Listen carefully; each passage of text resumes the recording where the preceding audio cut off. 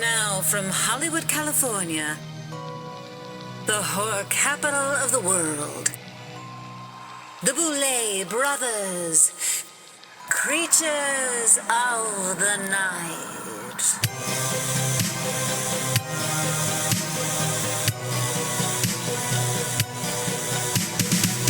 Welcome, everybody, to a brand new episode of the Boulet Brothers Creatures of the Night. And Swantula, welcome to the show. I first have to start by saying sorry that we didn't put out an episode last week, but it was the holidays, and, well, we forgot. Well, yeah, we tried, but not really. That was our Christmas present to ourselves. We took the week off. We did, and I hope everybody at home did as well, and I hope everybody had a happy holiday. So we're coming in today at that beautiful time between Christmas and New Year's Eve. I call it the taint of the calendar year. And I knew you would react like that because you're always such a she grabs her pearls. But the truth is, this nebulous little period between the holidays is literally the taint of the calendar. It is so weird. And I see a lot of comments and stuff where people are feeling the same way that I am. And I'm not sure what to do with myself. Well, I think historically it's a transitional period, right? And that's why we kind of like to look at the Yule season as a transition period with the return of the sun and all these things. And they say that it does leave people in a weird headspace. No, for sure. Aside from that, I think everyone's so busy all the time. And then all of a sudden you shut down for the holidays and you're around family and stuff, which you're just not a lot. And it's a weird period. Yeah. And I think that can stir up a lot. Like the holidays on their own can stir up a lot of positive and a lot of negative. Mm-hmm. It's deeply reflective, family members that you've lost. It's a time of quiet and darkness. Yeah. And then you have to be around people that get on your nerves. Yes. And I'm talking about family. Yes, that's true. But there's more to it because you're also facing the end of one year and the beginning of a new one. You know it's coming. And I think you think about, or most people reflect on what their previous year was like, or maybe what they want their next year to be like. And that's what we're going to talk about here today. Okay. Yeah, so I thought we would do a 2025 autopsy, and that would be about our lives and our Boulet Brothers universe, including Dragula and all that stuff, but also our favorite and least favorite horror movies and moments and just all sorts of things like that. So I thought that could be a fun episode to dig into. It does sound fun, although I'm anticipating getting put on the spot, but I'm going to do my best. Yes. Well, you are going to get put on the spot. That is true. But that was the way I wanted to do it. I didn't want to pre-think everything out. I'm like, let's just ask these questions of each other and see what we come up with. I'll play your little game. You will, huh? I mean, it's not all going to be positive, but it's going to be truthful. And I'm sure we'll end up spilling some stuff because we always do. So why don't we talk quickly about our year from a professional standpoint? Because a lot of things happened this year. It was monumental. I think 2025, and I like to think back this time of year in 2024, when we were doing exactly what we just talked about, setting intentions and our best wishes and all of our mental focus on the year to come. And girl, it worked.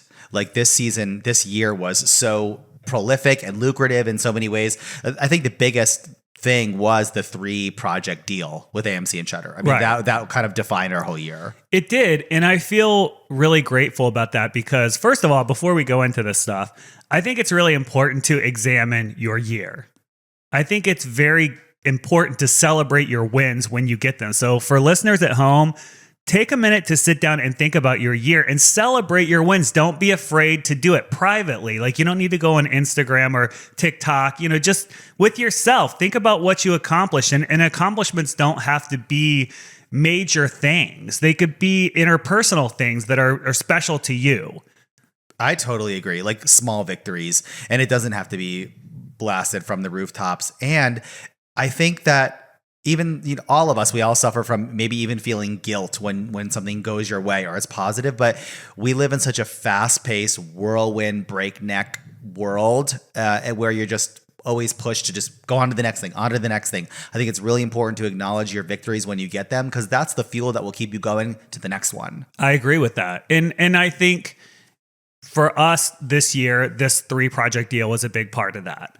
We not only signed the deal, but we actually produced, created, the whole thing from start to finish, delivered, aired these things this year. Well, 2 of them. The third one's, In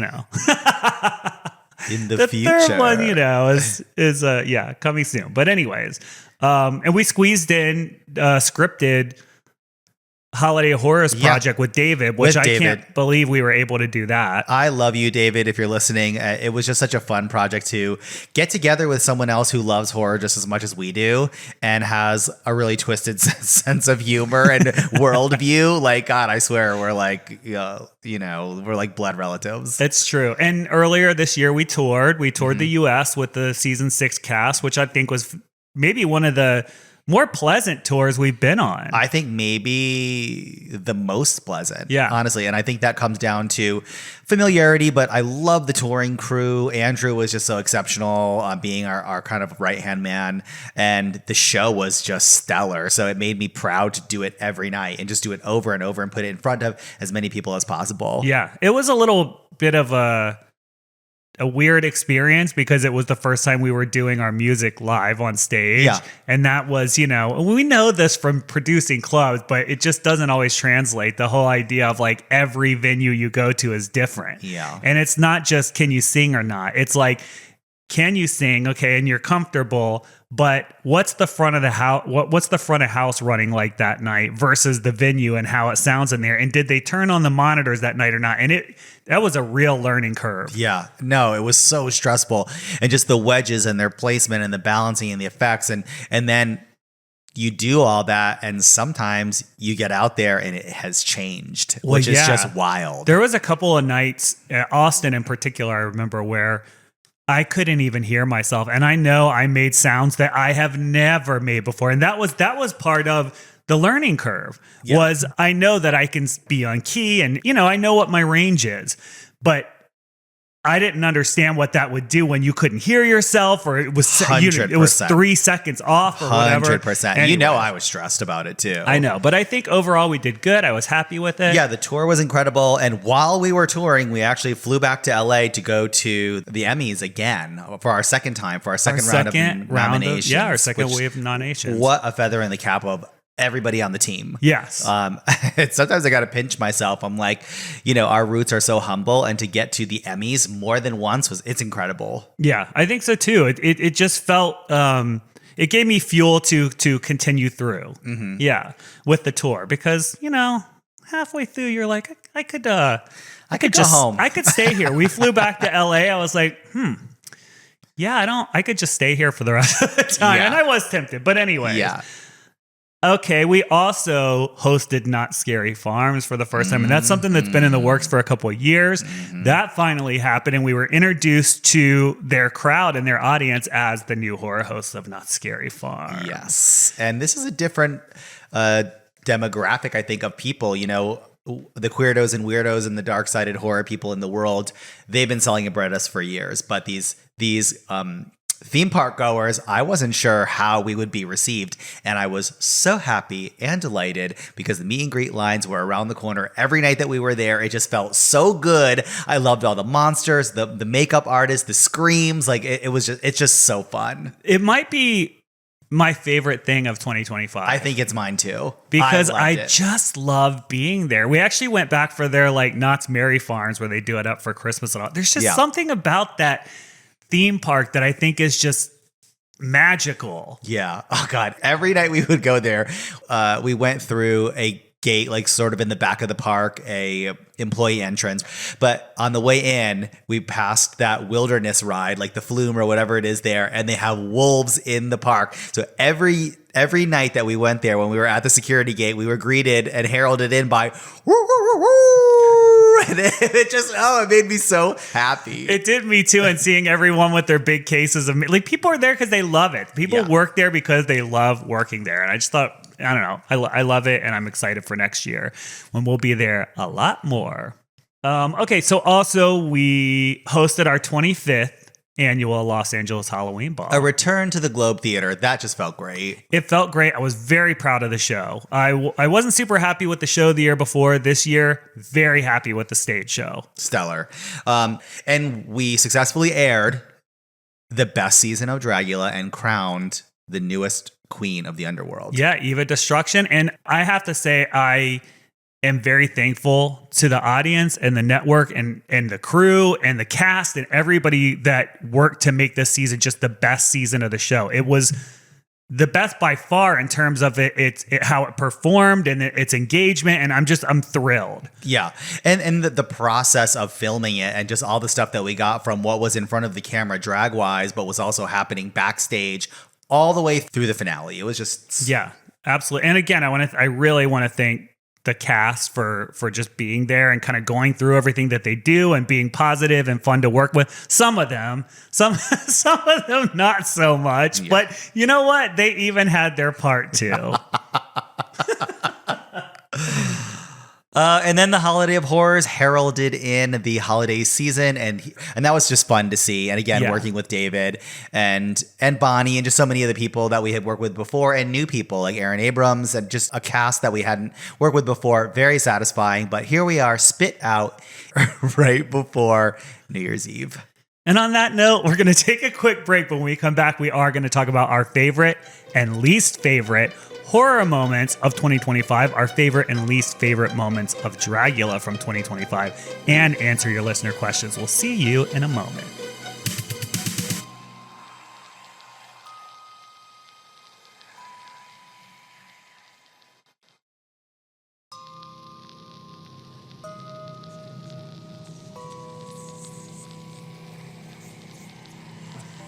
Okay, my darlings, we have returned. We're jumping into 12 questions that Drac kind of quickly laid out, and I have no knowledge of what they are. So I just want to put that out there right in the front.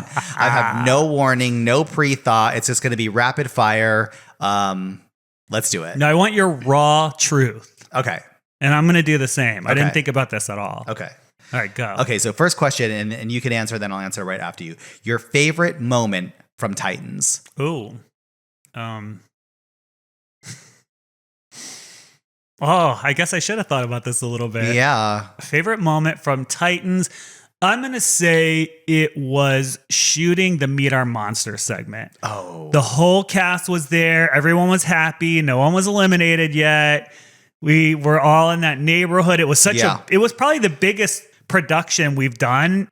We got to direct it. Our hands were all over it. The cast were great. The crew were great. Yeah. Loved it. That's my favorite moment. I think that was great. And there was such an exciting night because the entire year was laid out before us. It was the beginning of like the craziest year ever. And it was very exciting.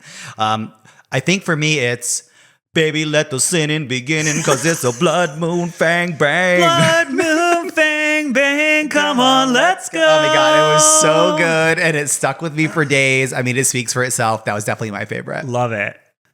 So your least favorite moment from Titans? I think my least favorite moment was the reunion. Not because I thought it was bad, but because there was just things that happened that I didn't love. I didn't love that the aggression between Sigourney and the cast. I didn't love that Dahlia walked out because I thought there was a lot more to answer for, and it just didn't feel complete to me. And I don't like to see them get really angry with each other. Yeah. My answer is kind of related to the last part of what you just said. I love some spicy drama. I love when the show checks that box, but I don't like it when someone gets too emotionally rattled. And I think my least favorite moment is because I felt for them and my heart was bleeding with Zava kind of like coming undone with that whole JK explosion and leaving and being outside and needing to be sort of like almost kind of helped back in, which Cynthia did. Yes, it's air quotes good TV, but I don't like seeing someone taken so far from their emotional center and being just distraught. You're like, I do. Okay, so the next one.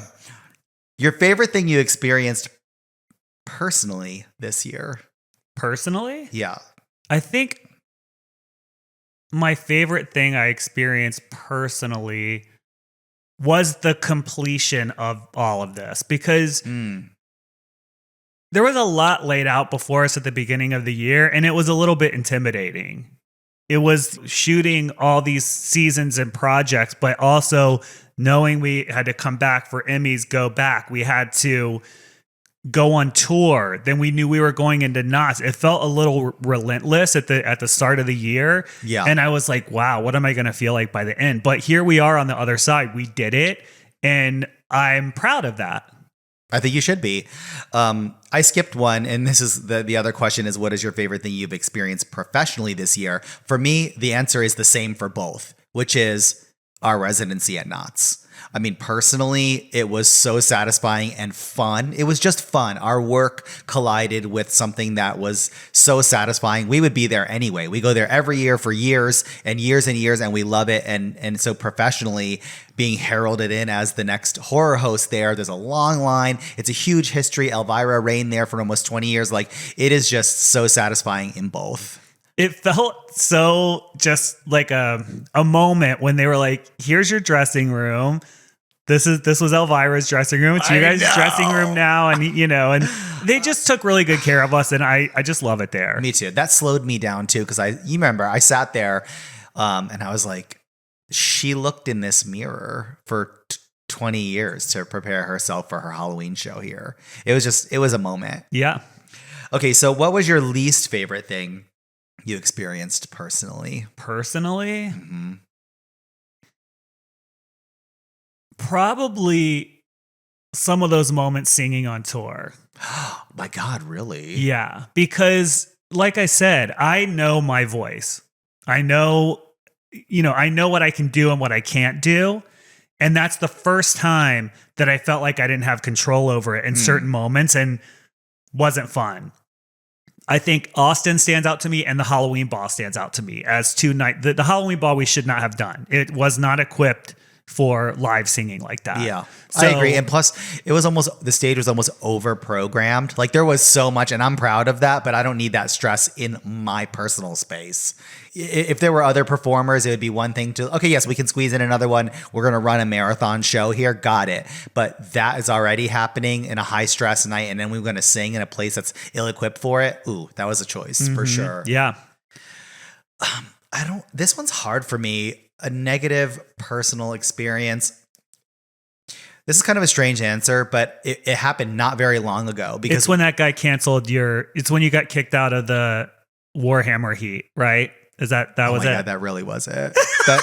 I'm actually going to change my answer because I decided to sign up for the Warhammer League again and thinking like I could do this through the month of October. I got in 0 games and I was like, oh, whatever, I'll go in the next heat. They suspended me. And I'm paying that price. Beauty for school dropout. Nerdy school dropout. Oh, I have a fun one. What? It's a positive about the Halloween Ball. Okay. It's Astrid. Oh. It's my run-in with Astrid. First you read her and then you healed your relationship with her. I did.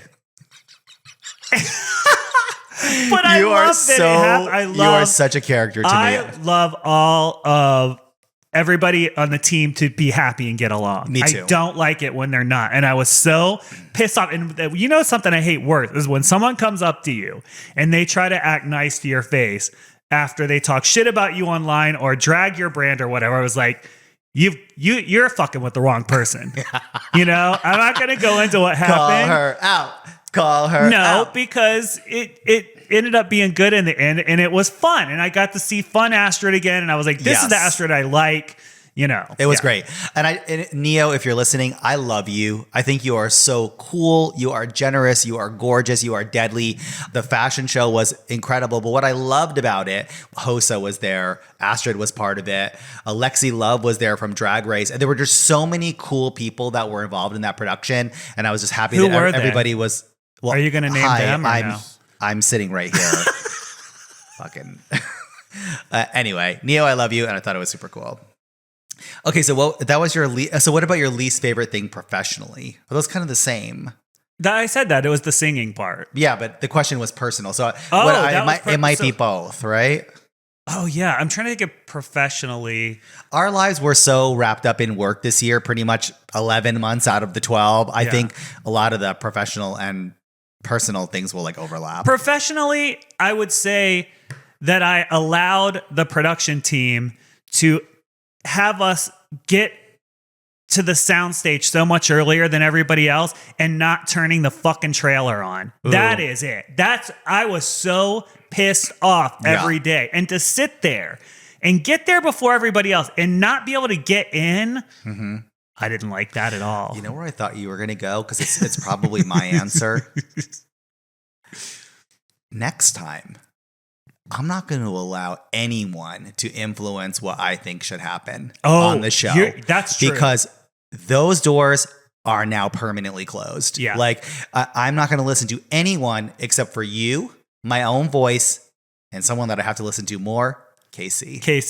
Definitely got to listen to Casey more. It's hard to make decisions in that environment. That's what it's we've such never a talked blender. about. It's like an emotional. There's so many choices, and it's critical, and you see so much in such a short period of time. It is not the easiest job to judge and guide the show. And a lot of people are in your ear, and you have to know who to listen to, who to trust, and who has their own motivations and why. Yes. It's a lot. Yeah. But Casey never lets us down. No.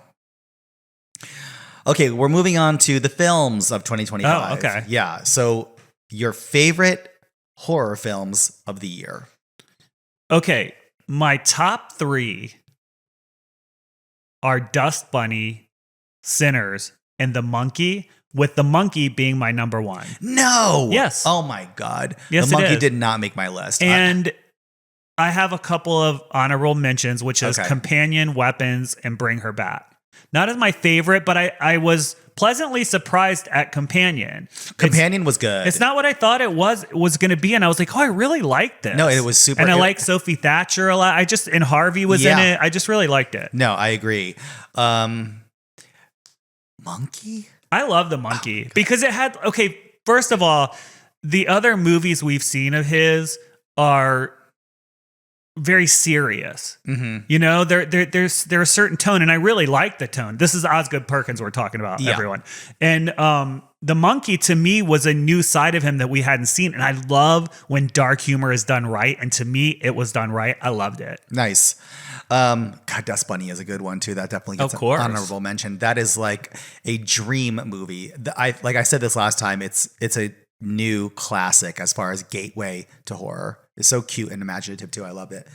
Okay, so my number 1, no hesitation. I've said it before on the pod. I'm going to say it now. Sinners. Sinners was absolutely my favorite horror movie of 2025. And then I have 3 other ones that I really enjoyed, and I don't know where they fall into the mix, so I'm just going to say them. Weapons is on there for sure. Love a witch movie. The Conjuring Last Rites. It was surprisingly good. You're kidding me. No, I'm not. Really? Yep. And Final Destination Bloodlines. It was super fun. Okay, I will agree with you that those were fun to go to the movies and watch, Yeah. but I don't know. I can't see them topping any lists, but they were fun. Yeah. It was a fun night at the movies, kind of brainless. I enjoyed it. It was like yeah. a pleasant surprise because I had kind of given up on the Conjuring universe. I just didn't think that the Yeah. last couple were that great. And this one I thought it was a cool story. It had a lot of mood. It was legitimately scary at parts, and I left happy.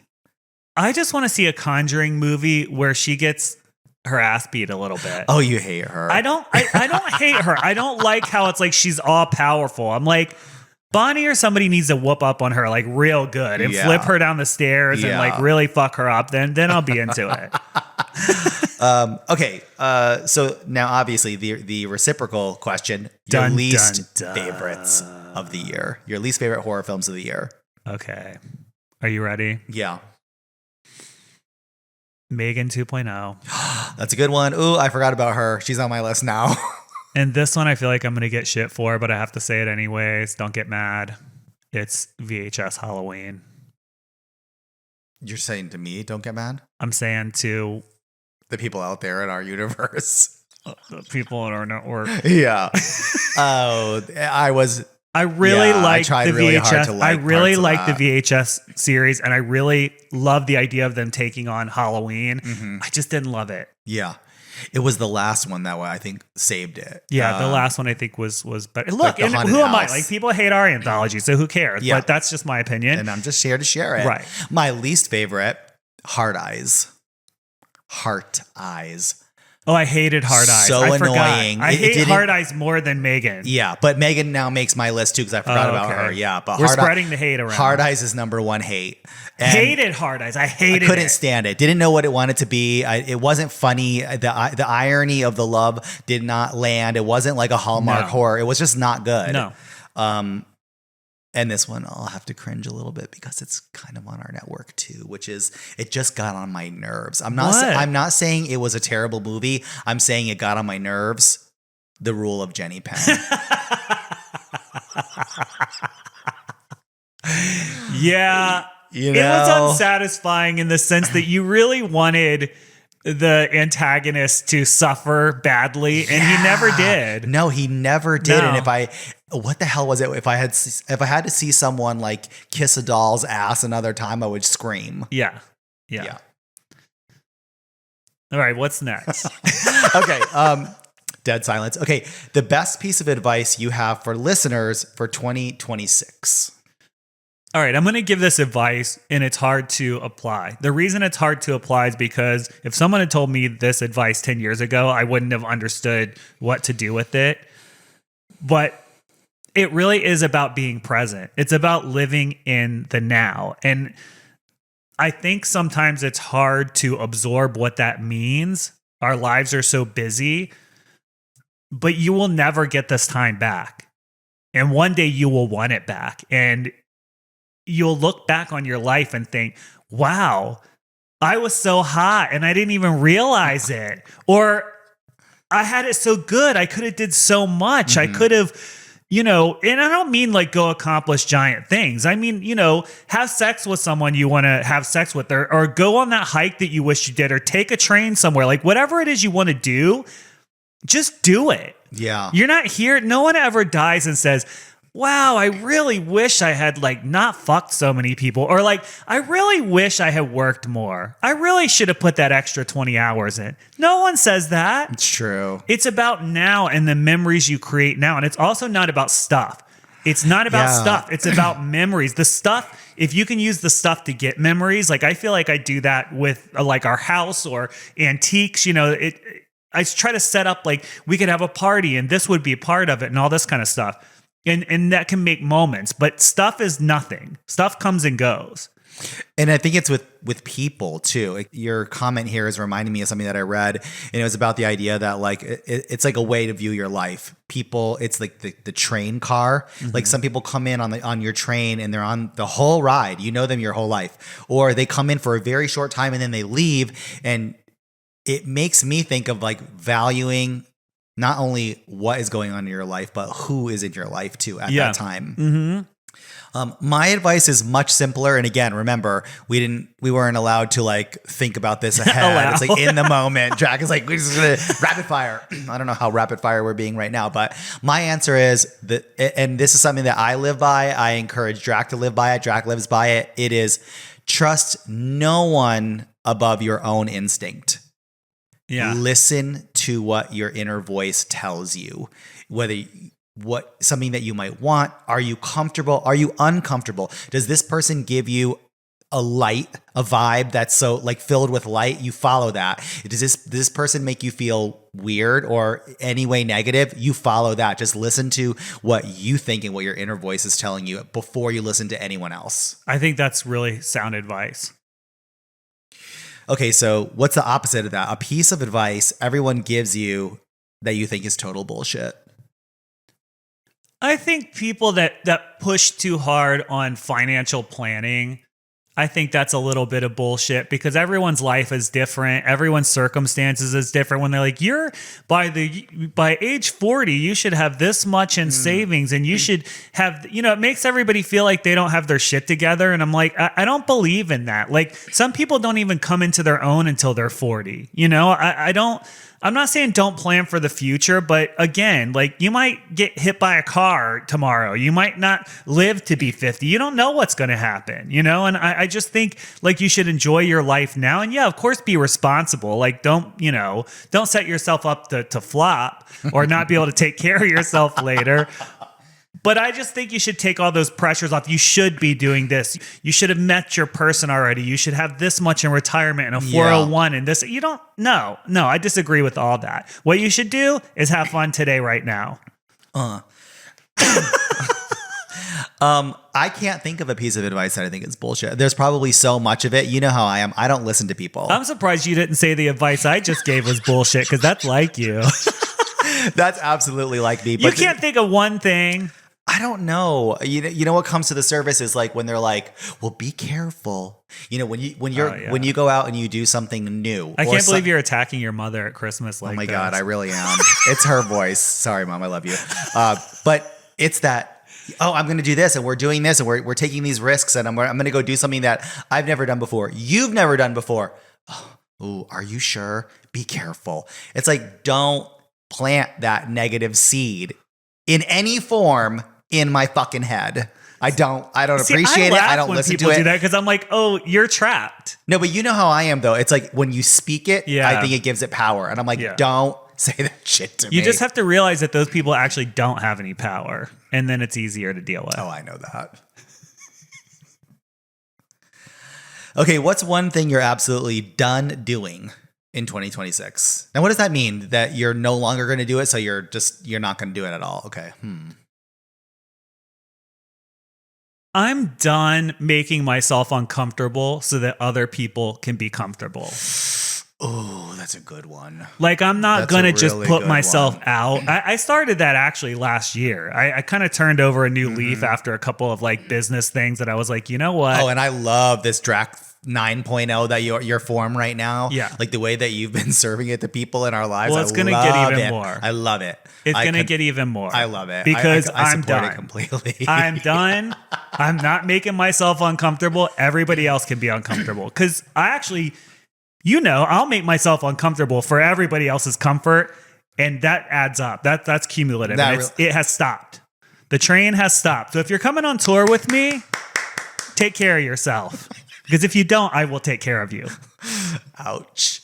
Okay, let me think. Something that I'm done with. I'm done accepting people's bad behavior because they say like, well, that's just how they are. That's just who they are. That's just the way that it is. No, it's not. I don't have to tolerate it. And I'm going to go out of my way, just not to push something in someone's face, but to just create my own boundary. I love that for you. Yeah. That's great. Yeah. Yeah.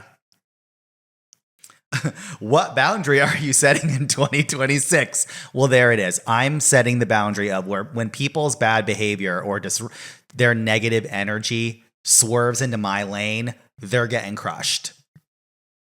I think my boundary is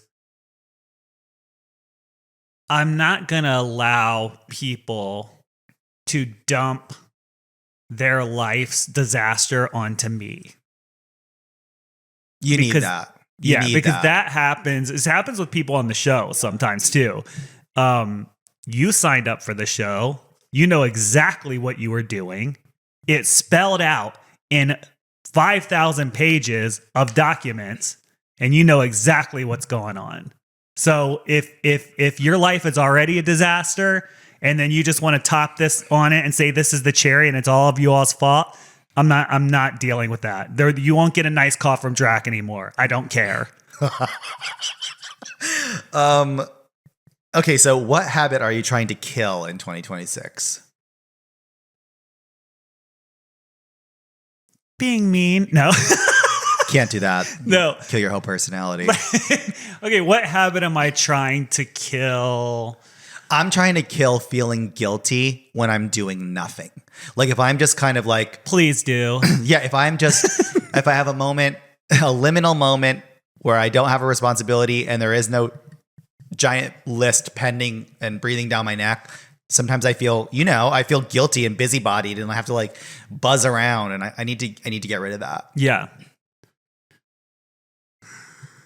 A habit.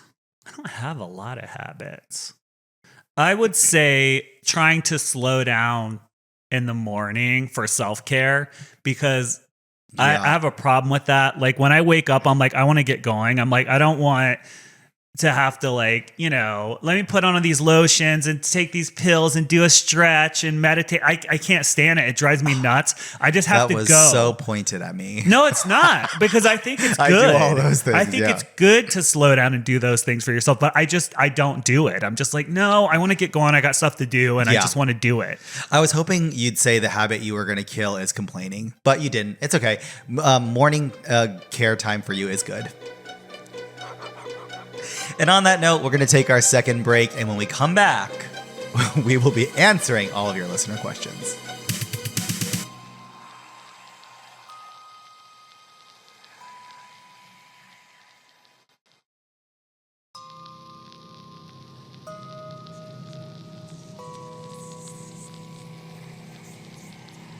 We have returned, and it's time for listener questions. Up first is Kieran from Ireland. Say that again. Please forgive me if I fucked that.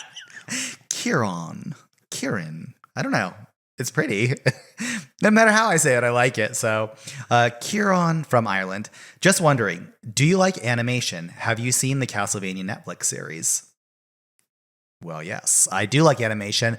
I wish I could watch more. I used to be into a lot more animation like back in the day, but I have seen the Castlevania series. I love it. I saw Castlevania Nocturne too. Super cool. I love vampires. I love the horror of it.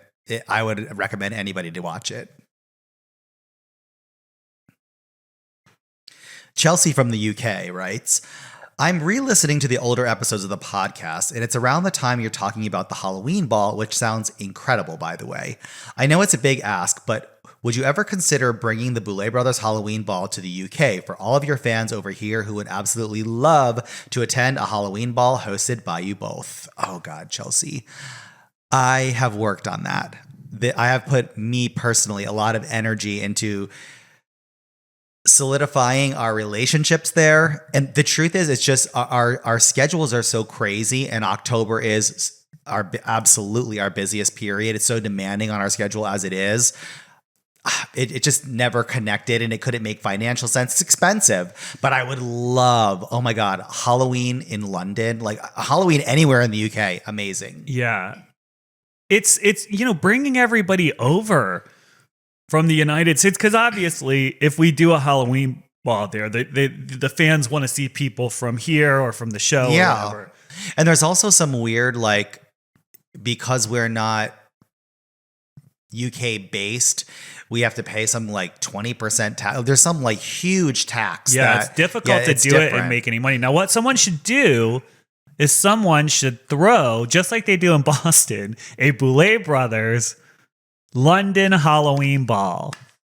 And they can do all the bullshit. Yeah. And they can just pay us to show up and host it and perform. And sure, it's our ball. Aldo from Phoenix, Arizona writes, Hi, Drac and Swan. Hearing you guys talk about X-Men got me thinking about another podcast that talks about X-Men characters, Cerebro. What are the chances of being on an episode?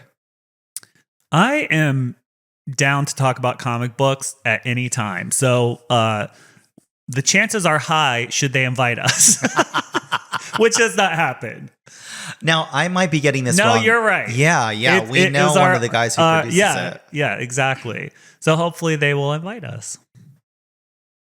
I guess I'm reading them all tonight, and that's okay. I kind of like this. It's making it I'm on vacation. It's the holidays. Yeah.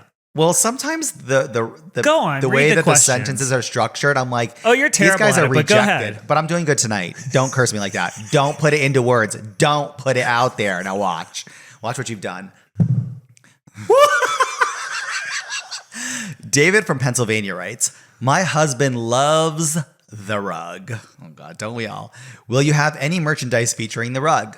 What a good idea. I think we need to make a spirit hood of rug. Oh my God, that's so good. That doubles as it's like a spirit hood with a robe. And it even has like fuzzy hands if you want to stick them in, or you could stick them out. And you can watch Dragula while you're wearing it. I love it. Now, it made me think of a throw rug, like a little blanket that you can put over yourself that has a wolf head and some hands. Yeah. I mean, that would be really cute too. This is a good idea. Lydia from Kansas City writes, Hello, beauties. I started in on the Housewives franchise not too long ago. I started with New York and absolutely fell in love with Alex and Simon McCord. I have to know what y'all thoughts are on them and if you've been keeping up with them at all. Alex just got her PhD in psychology and is still seemingly deeply in love with Simon. Well, they gave us Herman Munster shoes. They gave us a peek into Brooklyn before it was cool living in Brooklyn. And they're so strange. Like, they're just two very unusual humans, and I celebrate that. So I'm kind of fans. Yeah, I'm going to guess that she's much better at being a therapist than a reality persona. Yeah. She was interesting to watch because she was so peculiar. Yeah. And she was kind of too smart. I was going to say she's intellectual. Yeah, she's almost too cultured to be on the show at the time. She made way too much common sense trying to deal with crazy bitches like Ramona and Bethany. Yeah. And what's her name? The Countess. But Simon, I couldn't deal with Simon. I had a real hard time watching Simon. He really just repulsed me in a strange way. Well, he gave a little bit of a thirst energy. Like it was like he wanted to be an addition to the Housewives. He you could tell he was like in that light and feeling that. And there are a lot of other house husbands from different franchises that give off the same thirsty energy. Very much so. Joe Gorga. What? What's his name? Smiley from OC? Yeah. Slade Smiley. Yeah. Claire from Sydney, Australia writes, what horror movie was so bad that you turned it off? Wasn't there something recently we tried to watch and we turned off? Turned off. Was there a movie that we left the theater? I thought that happened too, maybe in the last this year, but I can't remember which one it was. Let me think. I turned off. I didn't turn it off, but I'm excited because historically I hate like what's your favorite this or what's your least favorite that, but this whole episode. But my least favorite horror movie is Silent Night, Deadly Night 2. It just sucks so bad. It sucks so bad that I had to watch the end. I couldn't turn it off. I can't think of one that I actually just stopped watching. That's actually a tick of mine. Like when I start it, I kind of have to finish it. I got bored with Welcome to Derry, but now, is it Derry? Mm-hmm. I did get bored with Welcome to Derry, but now I like it. I kind of love it. We're on the last episode, and I don't feel that way anymore. But the first episode, I was like, oh. Well, I complained about it on the podcast because I was like, oh, there's little kids, and they're in a gang, and they're figuring everything out.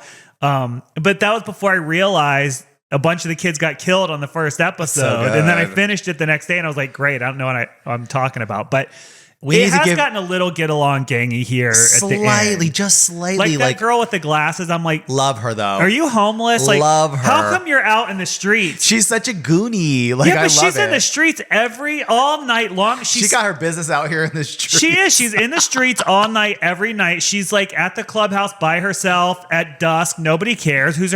Her eye gets stabbed out. The next day, she spends the night at a club, an illegal club. Nobody. Well, how old is this girl? Yeah, she's like 40. You're being too nitpicky. I think you're zeroing in a little too hard. I think Derry needs its flowers.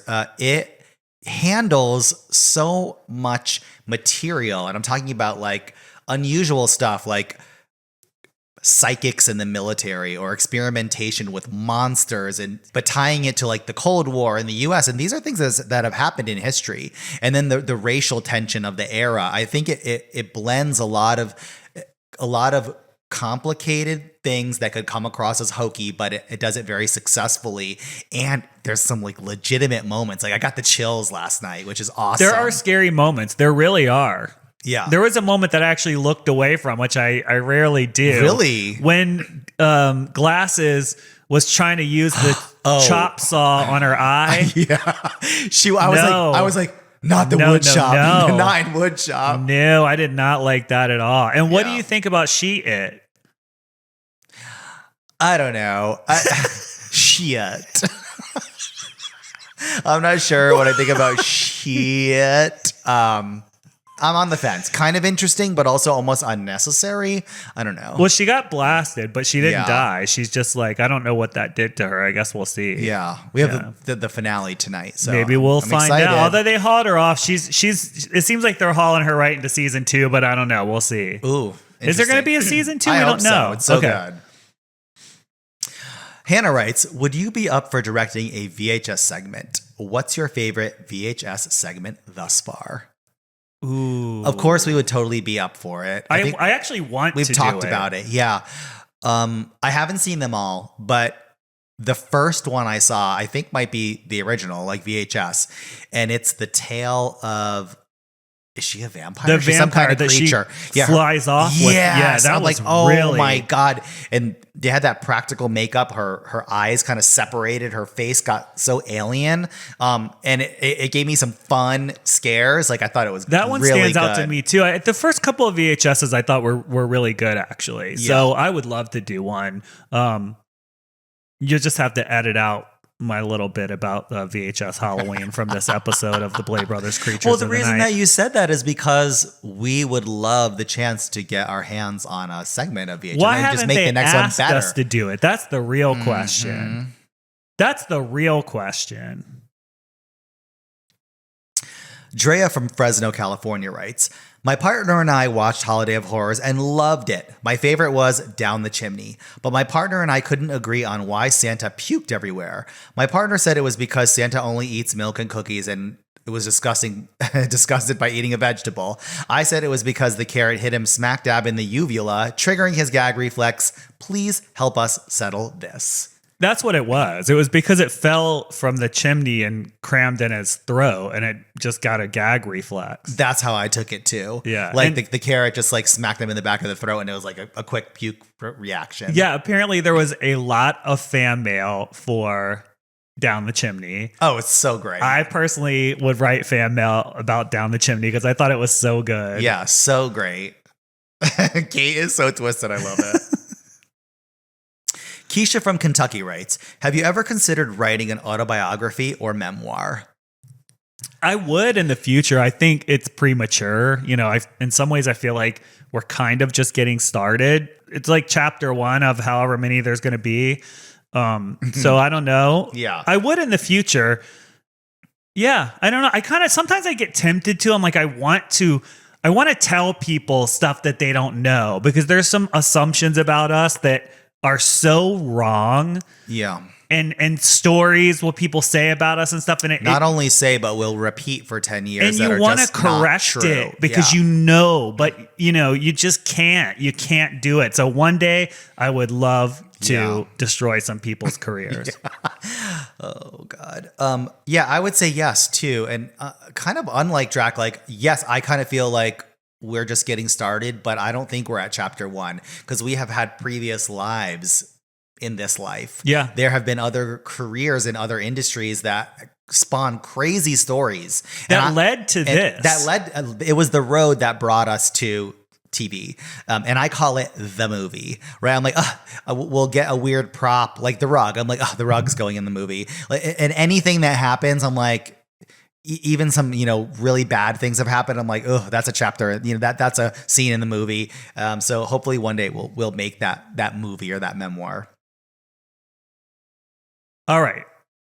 That's the end of this podcast. Yes. That is our last podcast of the year. 2020, yeah. Of 2025, the last Boulet Brothers Creatures of the Night of 2025. Do you have any parting words for encouraging words or anything for the listeners at home?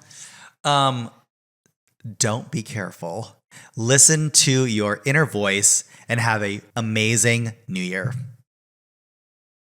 And for me, I want to say, and I mean this sincerely, thank you all for consuming our podcast, our show, the things that we do, the tour. It really feels like we've built a giant family of misfits.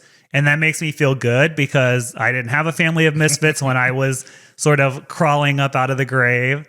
And yeah, thank you all for just supporting our weirdness. It allows us to just be weird and follow our instincts, and you all support it. And I love that. And I hope our energy supports you and encourages you to do what you want to do in this new year. That was lovely. Well, thank you. You're welcome. That's all for this episode of Creatures of the Night. That's all for Creatures of the Night of 2025. We will see you on the other side. Now listen, if you have any questions that you'd like to know about this project or anything upcoming, please feel free to write us at creatures@BouletBrothersDragula.com and we will get to your question on air. Until next year, uglies. Happy New Year, uglies. The Boulet Brothers Creatures of the Night is hosted and produced by Dragula and Swantula Boulet, with music by Neuron Spector.